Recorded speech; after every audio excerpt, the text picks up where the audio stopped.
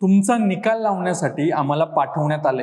तुम्हाला मारलं की आम्हाला प्रत्येकी 1,000 रुपये मिळणार आहेत।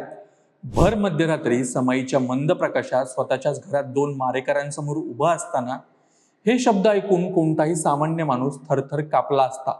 पण समोर उभा असलेला माणूस म्हणजे ज्योतिराव गोविंदराव फुले। त्यांनी शांतपणे मारेकऱ्यांकडे पाहिलं आणि हसून म्हणाले, माझ्या मरणाने जर तुमच्यासारख्या गरिबांचा फायदा होत असेल तर खुशाल माझ्या गळ्यावरून सुरी फिरवा। ज्या जनतेची सेवा करण्याची मी धन्यता मानली त्यांच्याच हातून मला मरण येतंय हे माझं भाग्य आहे। हे शब्द ऐकताच मारेकऱ्यांच्या हातातील शस्त्र गळून पडली। ज्यांना संपवायला ते आले होते त्यांच्या चरणी ते नतमस्तक झाले। 11 एप्रिलला महात्मा फुलेंची जयंती असते। आजच्या या विशेष व्हिडिओमध्ये आपण अशा काही गोष्टी जाणून घेणार आहोत ज्या कदाचित तुम्ही कधीच ऐकल्या नसतील। त्यामुळे व्हिडिओ शेवटपर्यंत पहा, कारण सांगतोय लीलाधर, लक्षपूर्वक ऐका कृपया माहितीसाठी। मित्रांनो, अभिजात मराठी विशेषच्या माध्यमातून आम्ही असे वैचारिक, भन्नाट, सखोल विश्लेषण त्याचबरोबर अभिजात माणसांच्या गोष्टी तुमच्या समोर आणत असतो। असेच इंटरेस्टिंग व्हिडिओ पाहण्यासाठी आपल्या अभिजात मराठी विशेष चॅनेलला नक्की सबस्क्राईब करा, जेणेकरून आमचा प्रत्येक विषय तुमच्यापर्यंत पोहोचायला नक्की मदत होईल। तर वळूया आपल्या आजच्या विषयाकडे।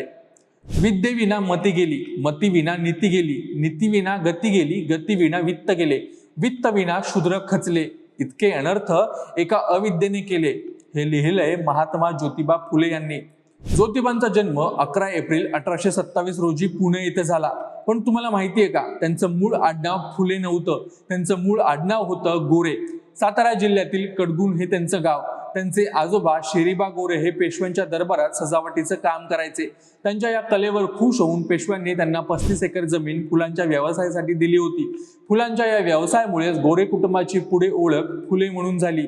मात्र वडिलांच्या निधनानंतर कौटुंबिक वादात जमीन हातातून गेली आणि ज्योतिबांचे वडील गोविंदराव भाजीपाल्यांचा व्यवसाय करू लागले। ज्योतिबांना हे उमगलं होतं की जोपर्यंत सामान्य माणूस शिकत नाही तोपर्यंत त्यांची प्रगती होणार नाही। त्यांनी पाहिलं की केवळ शिक्षण नसल्यामुळे एक मोठा वर्ग गुलामगिरीत खितपत पडलाय। याच विचारातून त्यांनी 1848 मध्ये पुण्याच्या भिडेवाड्यात मुलींची पहिली शाळा सुरू केली। स्वतःच्या पत्नीला सावित्रीबाईंना शिकवून देशातली पहिली शिक्षिका बनवलं। पण हा प्रवास सोपा नव्हता। जेव्हा सावित्रीबाई शाळेत जायच्या तेव्हा लोक त्यांच्यावर शेण, दगड फेकायचे, पण ज्योतिबांनी त्यांना धीर दिला, कारण त्यांना माहित होतं की अज्ञानाचं शेण एकदा का अंगावर घेतल्याशिवाय ज्ञानाची पहाट होणार नाही। शेतकऱ्यांच्या प्रश्नांवर सुद्धा ज्योतिबांनी जे काम केलंय ते आजही तितकेच लागू पडतं। शेतकऱ्यांच्या आसूड या पुस्तकातून त्यांनी शेतकऱ्यांच्या दुःखाला वाचा फोडली।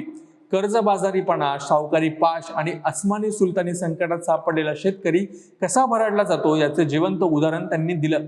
त्यांनी ब्रिटिशांना सुद्धा शेतकऱ्यांच्या हिताचे कायदे करण्यास भाग पाडलं। एक खूप गाजलेला किस्सा आहे। व्हिक्टोरिया राणीचा मुलगा ड्यूक ऑफ कॅनॉट फौजेवर अधिकारी असताना पुण्यात आला होता। हरिरावजी चिपळूणकर यांनी त्याला मेजवानी दिली।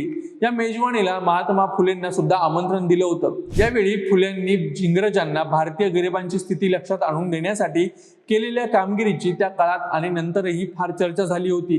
त्याचं झालं असं की या मेजवानीला जाताना फुलेंनी फाटके पागोटे, खांद्यावर घोंगडी, गुडघ्यापर्यंत नेसलेले आखूड धोतर, कमरेला विळा आणि पायात दोरींनी बांधलेला ठिकठिकाणी फाटलेला जोडा असा पोशाख केला होता। मेजवानीच्या ठिकाणी जाताना फुल्यांना उशीर झाला होता। उशिरा पोहोचलेल्या फुल्यांचा पेहराव पाहून पहारेदार असलेला माणूस त्यांना आत सोडेना। शेवटी हरिरावजी चिपळूणकर बाहेर आले आणि फुल्यांना आत घेतलं। हरिरावजींना फुल्यांचं कार्य माहीत होतं, त्यामुळे त्यांनी ड्यूक ऑफ कॅनॉटच्या बाजूच्याच खुर्चीवर त्यांना बसवलं। मेजवानी संपल्यावर ड्यूक ऑफ कॅनॉटचे आभार मानायची वेळ आली तेव्हा हरिरावजींनी ते फुल्यांनाच करायला सांगितलं। त्यावेळी फुले म्हणाले की मी बोलायला लागलो तर अर्धा तास तरी लागेल, त्यामुळे साहेबांकडे वेळ नसेल, त्यामुळे राहू द्या। ड्यूक ऑफ कॅनॉटने हे गुणगुण ऐकली आणि काय म्हणणं आहे विचारलं। हरिरावजींनी फुल्यांची तक्रार ऐकली। मग ड्यूक ऑफ कॅनॉटना वाटलं की हा जंगली मनुष्य काय म्हणेल, म्हणून त्यांनी बोलण्यास सांगितलं। तिथे फुल्यांनी आसूड नावाचा निबंध वाचून दाखवला आणि मधून मधून त्याचा अर्थ इंग्रजीत सुद्धा सांगितला।